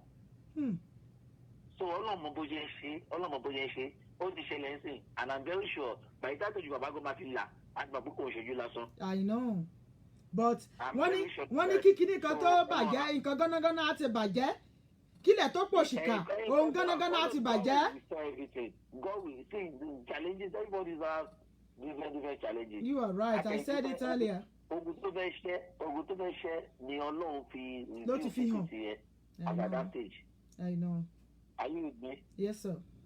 So just my advice to that woman is that you should keep praying because for God to reveal the secret to her. Because every question about them call statement of accounts. I know. So for God to reveal the secret to her, so that there will be a solution. And I'm very sure that God will multiply all the loss in multiple. Amen. Irú àǹtí yẹn dó àti ẹsọ nínú ọ̀rọ̀ yẹn nítorí pé bàbá yẹn òun náà ti lọ ní another account. She understand? Yes. Ó ti ní personal account náà níbi tó ó ti wá ń send owó sí lady yẹn. Lójú bàbá ó rò pé òun ṣe without the knowledge of aunty but at the end of the day ṣe mọ̀ pé ọ̀pọ̀lọpọ̀ ìgbà tẹ́ bá fẹ́ gba nǹkan most especially on your personal tó jẹ́ joint account a lot of time when you call them in at bank that you need statement of account ìgbà míì wọ́n á dárúkọ méjì wọ́n lè dárúkọ méjì fún ẹ tó bá fún wọn ní nọ́mbà torí àwọn nọ́mbà yẹn orúkọ tó bá fún wọn lórúkọ wọ́n lè dárúkọ méjì fún ẹ pé ẹni yìí àwọn gan ló máa tú fọ́ most especially àwọn tó wà lókè ń bí àwọn ló máa tú ọkọ yẹn fún pé àkáǹtì méjì ló wà ń bí tó bí orúkọ yẹn o can you give us the right account number? So by the time the woman ever for the correct account number mo rò pé that was exactly what happened tí àǹtí yẹn fi get pé ọkọ òun ti open another account. So Exactly. now, there is no fee, yes, sir. To call the solution, because some people will need to intervene in this thing. There is no sin in opening another account. But as I'm talking about the woman, Yeah. give up my issue, man. Nowhere low, because man nowhere low. I'm because of the more go to the review security here. The only thing is that skill and seeing come as Nigeria. That's right. Are you with me? But I'm very sure things will go. Amen. Well. Amen. Hold on. Thank you very much, bro. Thank you so much for calling. Ẹ̀yin tí ẹ ti jẹ́ káàdì o torí Naija mo rí pé Naija lẹ ti pè. You won a card for yourself today. So be expecting your card anytime from now. Thank you so much for joining. God bless you, sir. Ohun tá à ń gbéyẹ̀wò lónìí ni wípé gẹ́gẹ́ bí a ṣe mọ̀ bíbá ọkọ tàbí aya dá owó pọ̀, having common purse. Is it okay for husband and wife to have common purse? Then at the sister scenario etí ti sister wa kan tó mú kéèsì wọn wá àti rohun tó ṣẹlẹ̀ sí wọn, you know, at the end of the day, you know, she complied with the husband to have the same common purse with him. But at the end of the day, the man has to go out of his way, you know, to be, you know, sending those money that were saved by both the husband and the wife. The man go out of his way, you know, to be sending it to the side sheikh. You know, in this kind of thing, I know no woman that will hear this kind of a thing. Inú ẹ̀ máa dùn. Obìnrin màmá yìí inú ẹ̀ ò dùn. Ó bà á lọ́kàn jẹ́. Àwa sọ wípé tá a bá bá ara wa nírú position yìí bóyá wa náà, because àìmọye àwa ọmọ kéékèèké ló jẹ́ wípé ńgbà tí ìfẹ́ bá rúbò wá lójú, there is nothing we cannot do. Nígbà tí ìfẹ́ yẹn bá sì kọ́tẹ̀ ẹja lóríra kẹ́ ẹja bá rẹ̀ rà. Èsùn kà á yọ̀dán o. Lóògbà kọ̀ọ̀kan bá bẹ̀rẹ̀ sí ní kéèmù kọ̀ pé méjì. Kọ̀ bẹ̀rẹ̀ sí ní sáìkì oríra. Yo èsùn kẹ̀ lọ́ra kẹ̀ obìnrin yọ̀dà sílẹ̀. But àti rí kéèsì tàǹtí bẹ́ẹ̀ ìyẹn la ṣe gbé wá. Káwa náà ká lè fi kọ́gbọ́n pé tó bá jẹ́ wà nírú eléyìí ṣẹlẹ̀ sí ó tẹ̀ kàǹtì yẹn 5 good years kó tó di pé ó discover wípé owó tóun àtọkọ tọ́jọ kó papọ̀ tó yẹ ká máa fi tọ́jú ara wọn ká máa fi tọ́jú ọmọ wípé ìlọ́rọ̀ láti bí ọdún 5 ni bàbá ti ń send ẹ̀ sí girlfriend ní Naija. So kó bá ṣe ànírú èyí ṣẹlẹ̀ sí, what are we going to do? My brother tó pè wọlé ó sọ wípé àdúrà, that is the word. Prayer is a master key. Kò sọ ohun tí a fi ipá gbà tí ń pẹ́ lọ́wọ́ ẹni. Lady yẹn lóòótọ́ ó lè rò pé báyọ̀ ó ti fi ipá gbà báyìí. Ẹ jẹ́ n fún yín ní scenario kan. And that is the reason why our men, they need to be very, very careful. Both those that are abroad and those that are home. A lot is going on in the world now. We got to be very, very careful with all our ladies out there. They can do anything. When they want, you know, when they want to win you into their side, they can go extra mile. Number to call, Adekunle Muyiwa, 651-494-7863 is the number to call. 651-494-7863. 651-494-7863. Thank you. So, Ọlọ́run nìkan ló lè ràn wá lọ́wọ́. It's only God who can help us. Most especially nínú ìrìn àjò ìgbéyàwó. Brother wa tó pè wálé, ó ní màmá yẹn ní láti ní sùúrù. Ẹ wá máa wò ó. And that is the reason tí àánú àwa tá a ṣe ń bọ̀ yìí, tá àánú wa fi ń ṣe mí. A lot of us, we take marriage for leverage. You know, we take it for granted. We need to buckle up our belts. We need to fasten it tight. Because, you know, the journey of marriage is not an easy journey. Unless you have Christ in you, you know, it might be so tough, you know, for you to get through it. But when you are in Christ, the Bible says, when you are in Christ, all things are passed away, behold, they have become new. When you are in Christ, it is you being in Christ alone that you can have a way out of what devil, you know, has poured out into the world today.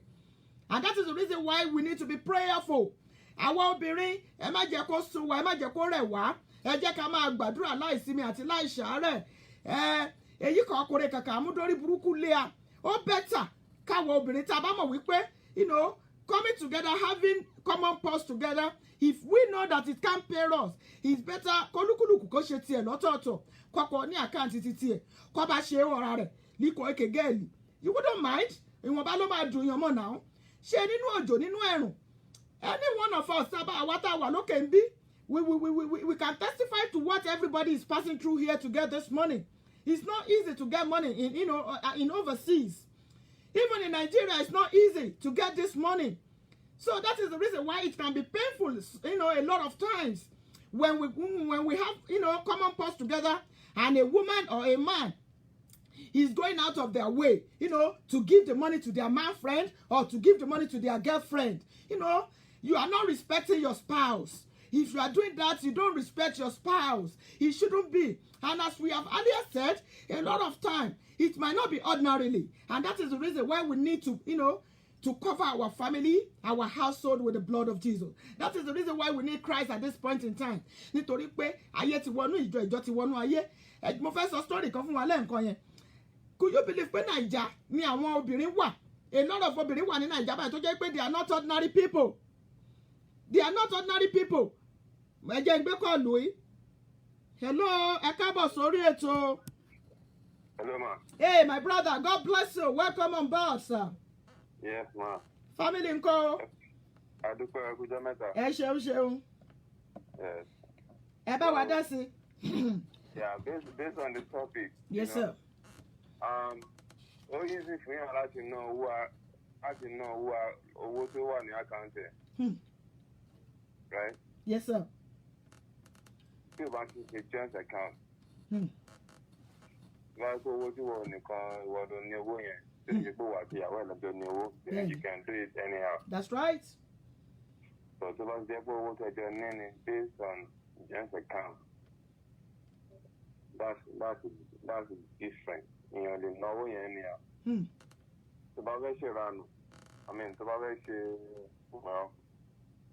sọ pé ìranù náà. Ìranù náà ni. Extramarital affairs is an ìranù. For both men and women. Right. Not for no anyhow. Then it should be your money. It's not gonna from be the common purse. Joint account. Yeah, it's gonna be joint money. That's right. So like Atimo ní ìsìn báyìí ẹ ti sọ fún wa báyìí. But in the case of this aunty, tí bàbá ìgbà tí ọwọ́ àpálábá bàbá ségi tí aunty wá pè tó jẹ́ kọ́mọ̀ wípé àṣírí ti tú o àti rí fùrọ̀ adìyẹ o gbogbo ohun tẹ́ ń bò Ọlọ́run ti ṣí síta o aunty yẹn wá jẹ́ káwọn family pè bàbá wọ́ the next thing tí bàbá ṣe ni wípé nígbà tí family bá sọ̀rọ̀ tán bàbá wa lọ open another account irú aunty yìí and up till now gbogbo báwọn family ṣe bá bàbá sọ̀rọ̀ tó bàbá ò mà jẹ́wọ́ and that is how we knew wípé kò ń ṣojú lásán ni bàbá fi ń ṣe gbogbo àwọn nǹkan tó ń ṣe nítorí pé ọmọ kékeré lọmọ yìí ọmọ tí bàbá yìí lè bí ojú ẹgbẹ́ ọmọ bàbá yìí ni so àwa wò àìmọ̀ràn wo la wá lè fún irú àǹtí yìí nítorí pé as I'm talking to you now they are still having that joint account together and bàbá dẹ̀ ti lọ open account mi ní èyí tó ti ń send owó sí lady yẹn but aunty yẹn is at the disadvantage now aunty doesn't have any other account she's still having that joint account. What advice can we give to this auntie at this point in time? Then. Oh. Orebete. Okay. Ẹ̀yin èèyàn mi. Irú ìmọ̀ràn wo la fẹ́ gbà àǹtí? Èèyàn kan ti àwọn tó pè wọ́n ti sọ fún wa. Though ẹni tó bá ní èyí tí brother mi sọ. Brother mi tó ṣe pè tán. Bí nǹkan tó sọ yẹn, it can only happen to only those people that has the fear of God. A lot of men are out there, they don't have the fear of God in them. They don't care what their wife is going to do. A lot of women are out there, they don't care what their man is going to do. Because I'm not going to be one-sided today. As it is happening to women, that is how it's happening to men. It's not only men that find themselves in this situation. A lot of men, women, they were out there. This same scenario is going on in their family too. Tó jẹ́ wípé àwọn àtọkọ wọn àjọ pọ̀wọ́pọ̀ wọn á gba ẹ̀yìn bẹ́bọ jẹ́ wọn á lọ lẹ́yìn ọkọ wọn á lọ máa withdraw owó wọn á máa withdraw ẹ̀ fún àlè. Kò yẹ kó rí bẹ́ẹ̀ ṣùgbọ́n èyí ó ti wá bẹ́ẹ̀ ó ti rí bẹ́ẹ̀ báyìí.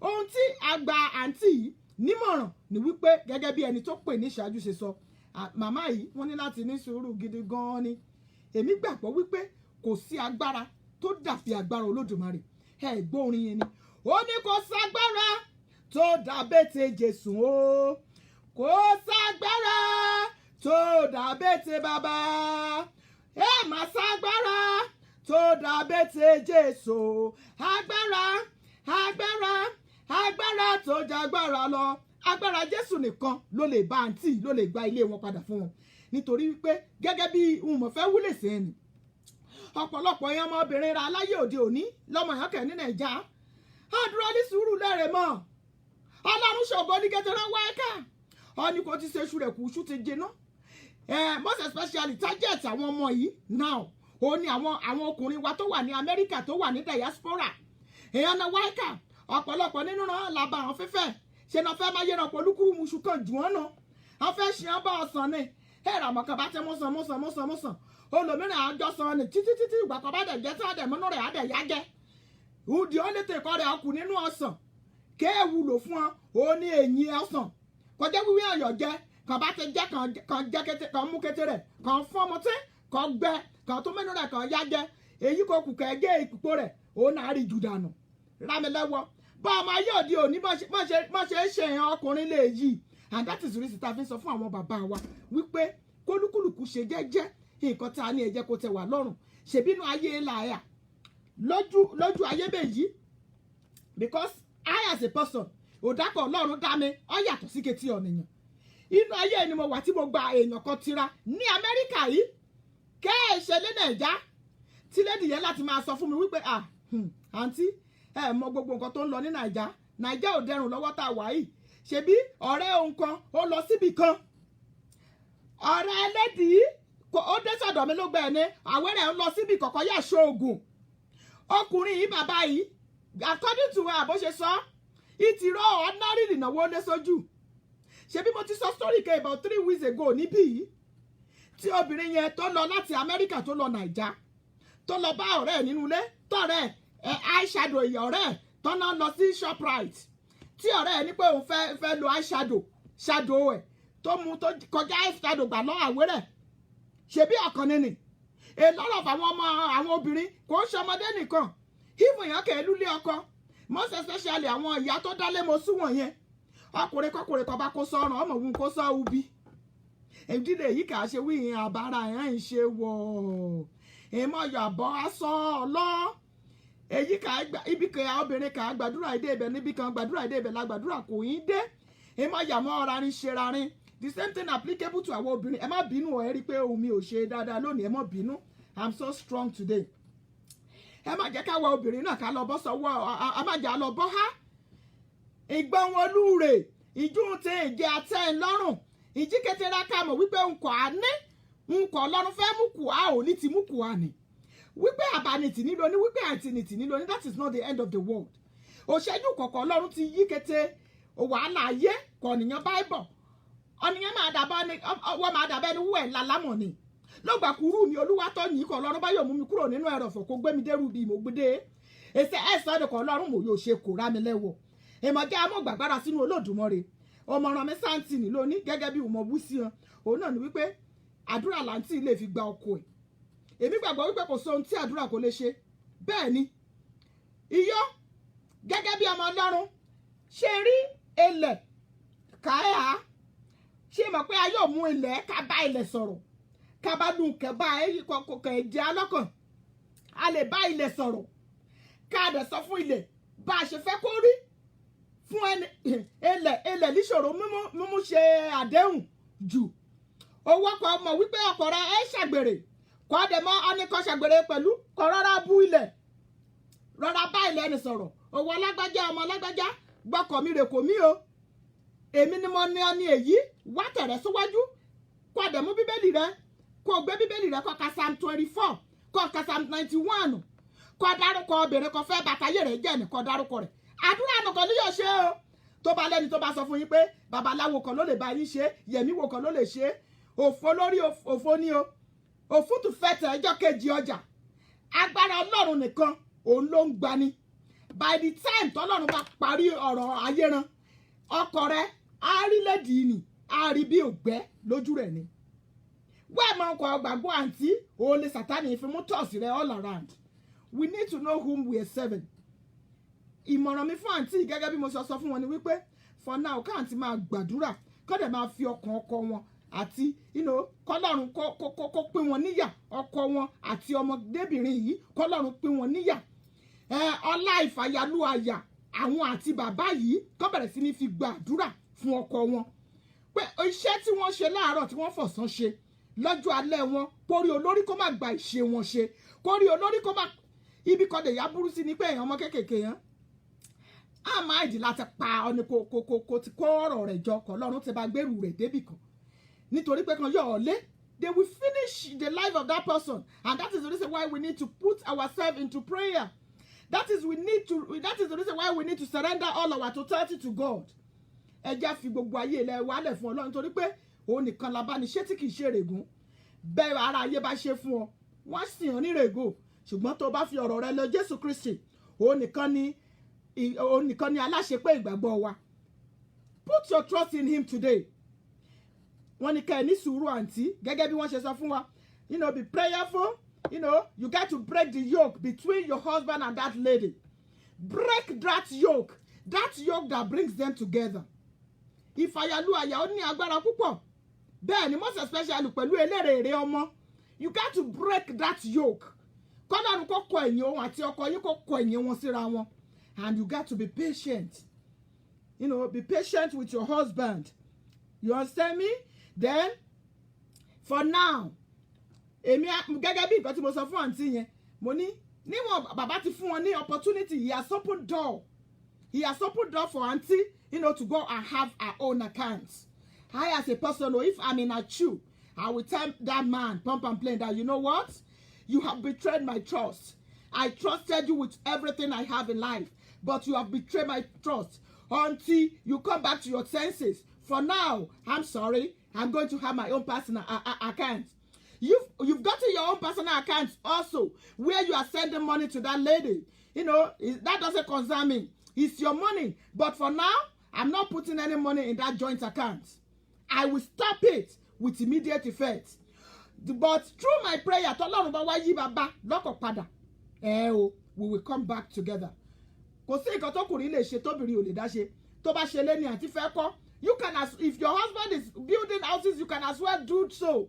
There is nothing your husband can do that you cannot do. But the only thing is that whenever you want to do anything, carry him along. Don't do anything behind him. Let him know this is your plan. This is where the mutual love and agreement is. Let your husband know everything you want to do. Let him know. Don't hide anything for him. Mo gbàdúrà pé lórúkọ Olódùmarè, àánú Ọlọ́run, ààbò Ọlọ́run, á bá olúkúlùkù wa gbé. Ọ̀pọ̀ ọ̀rọ̀ mọ̀ kúngbọ̀n o ẹ má jẹ́ àgbàgbé gẹ́gẹ́ bí mo ṣe sọ fún wa àwọn fídíò wa gbogbo ẹ ti wà lórí YouTube ẹ jọ̀ọ́ you can go to YouTube feel free to watch it and subscribe to Ekitileto on YouTube. Those of us that are not those of pé wọn kì í rí wa if you type Ekitileto ó máa pop up ẹ lè ráyè rí wa.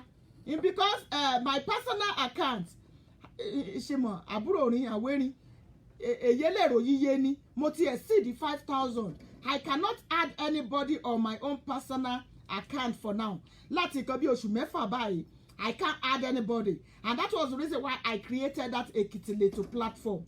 So if you want me to add you on Ekitileto, please don't add me on my own personal account which is Oluwatoyin Adebayo Iyelekiti. Go on Ekitileto.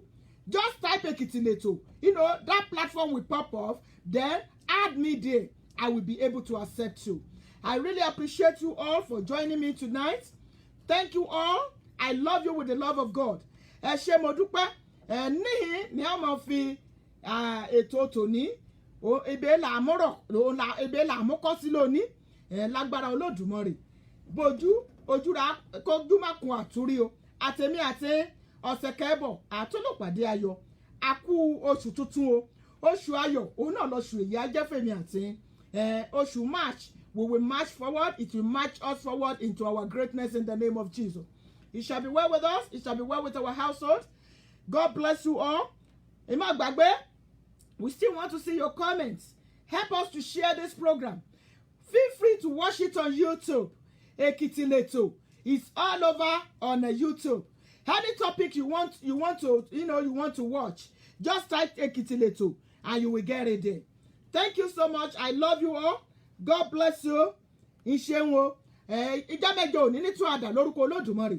Èmi ọmọrin ọ̀rẹ́rin àbúròrin Olúwatóyìn Adébáyọ̀ náà ní wípé ká sùn láyọ̀ o, ká múre pàdé o, igire làmútìyìn èkù. Ìṣeun ó dàárọ̀. Ìmọ̀ bínú o, ìjà agbórí sí kẹ́sẹ́ gbígbé àjọ. Let's sing this song together. Ìpolówó ọjà náà ni. Ẹ ṣé.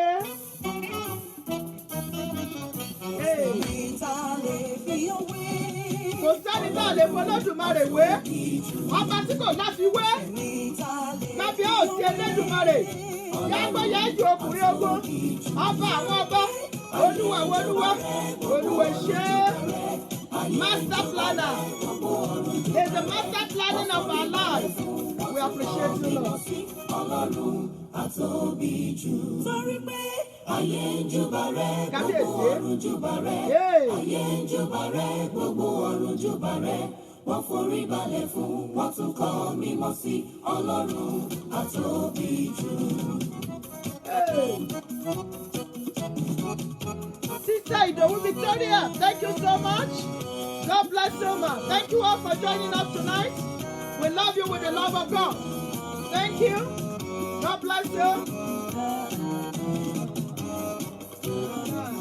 Hallelujah. Èmi yóò ní Olúwa Hey! Kábíyèsí. ọba títí tóbi rẹ̀ kò láfiwé. Títóbi Olódùmarè kò láfiwé. Hey! Orúkọ rẹ̀ kò yí padà. Èmi yóò ní Olúwa ọba tí mo mọ̀. Má ní Olúwa ọba títí tóbi rẹ̀ kò láfiwé. Orúkọ rẹ̀ kò yí padà. Orúkọ Olódùmarè kò yí padà. Títí ayé lọ́wọ́ máa gbé ọ̀gá lọ́wọ́ máa jẹ́ Ọlọ́run wa.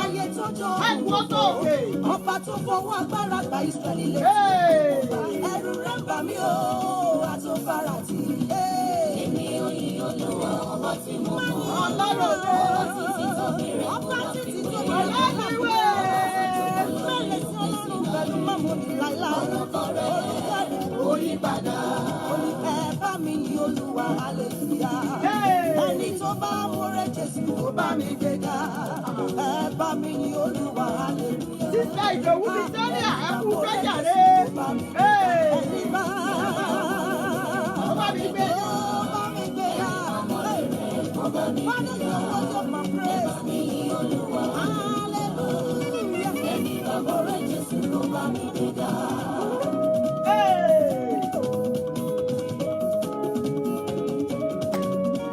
Ẹ bá sọ̀rọ̀ style mi. Contact Sister Fọláṣadé Willy. Fọláṣadé Willy. She's my fashion designer. She will give you best of the best style that you want. God bless you all. I love you all with the love of God. Thank you so much. Hey. Àníjọ́ yìí pọ̀. Ọba ìmọ̀lẹ̀, ọba ayérayé. Ọlọ́run ayérayé. Ológo dídójúlọ, wájú ẹni tí kékeré o. Kékeré inú ẹ̀ṣẹ̀. Ó ṣé bàbá. Láíláí tó fi ìfẹ́ pé ẹlẹ́ṣẹ̀. Thank you all. See you next week. Bye. I love you all with the love of God. Come on, keep dancing. Don't forget to share the program. We love you all. Hey! Thank God. I'm so happy that you are one. I can't wait to celebrate your birthday. Happy birthday to all our mass celebrants. Happy birthday to you all. God bless you. Until next week, it's me, your sister, your uncle, Oluwatoyin Adebayo, saying bye.